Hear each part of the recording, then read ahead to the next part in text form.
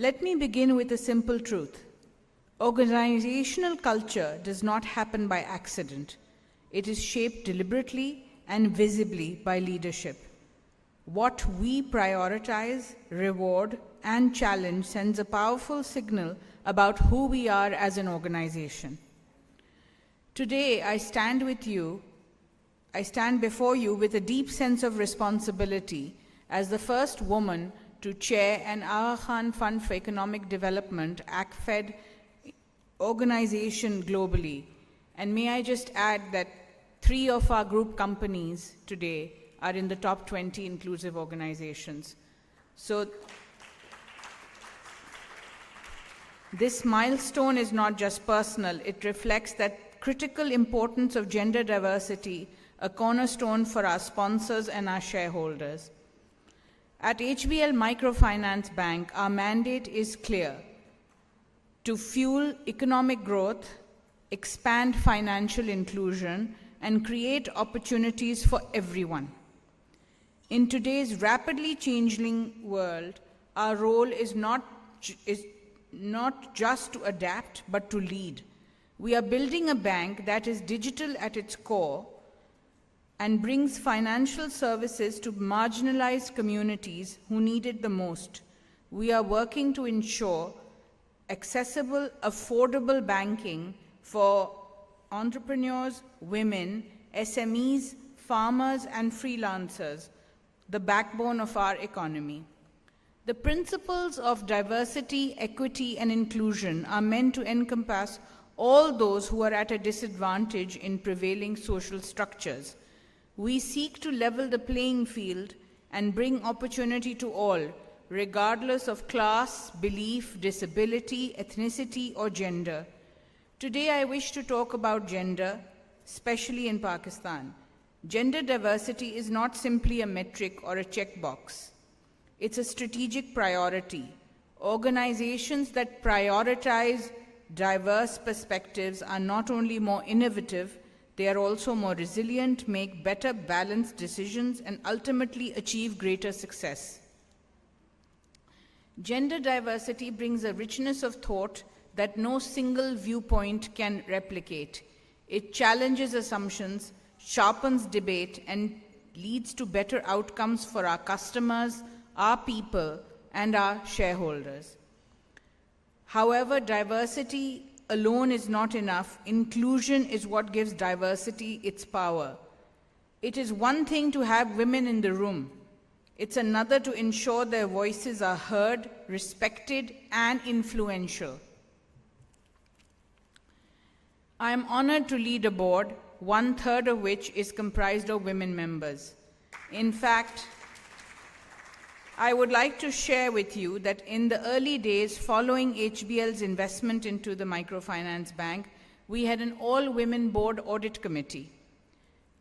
And this sent a very powerful message about accountability and zero tolerance for gender harassment and discrimination. Today, with a total workforce of 3,900 employees, 900 of whom are women, they represent 23% of our overall team, reflecting our continued commitment to inclusivity and progress. And may I just add that we have a large rural footprint.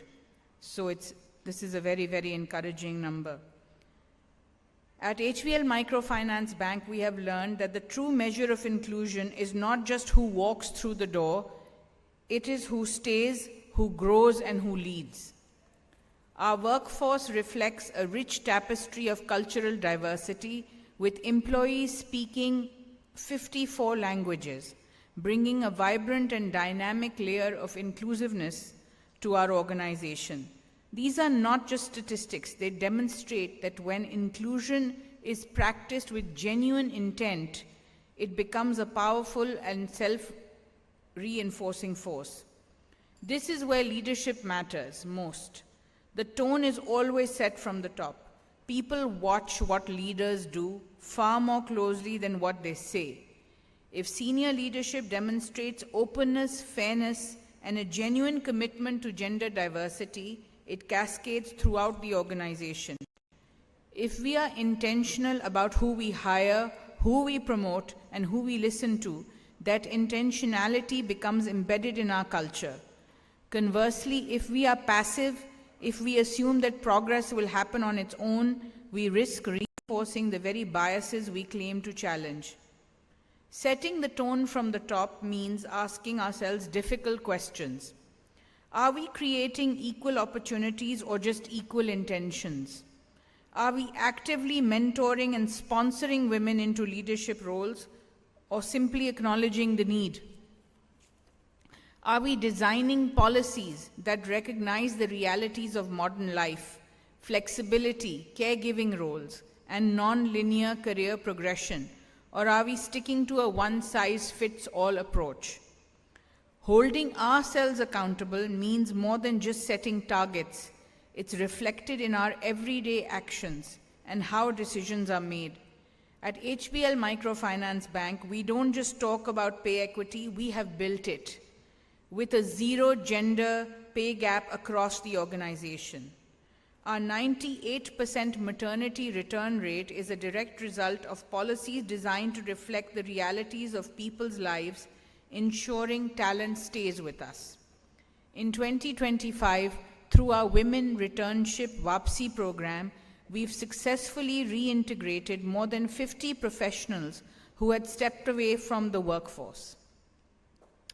We have also trained over 3,000 staff on gender and inclusion sensitization and deployed more than 600 women champions across our branch network to ensure that every woman customer walks in and feels she belongs.